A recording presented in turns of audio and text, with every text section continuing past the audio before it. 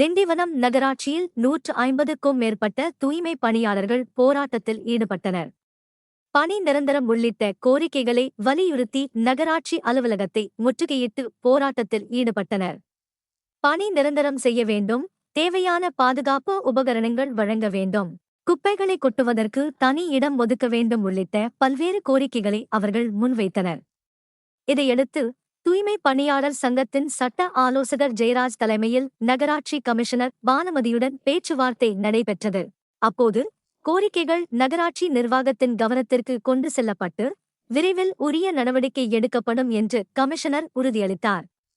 இருப்பினும் தங்களது கோரிக்கைகளை வலியுறுத்தும் வகையில் தூய்மை பணியாளர்கள் ஒருநாள் பணியை புறக்கணித்ததால் திண்டிவனம் நகரில் தூய்மை பணிகள் பாதிக்கப்பட்டு பொதுமக்கள் சிரமமடைந்தனர்.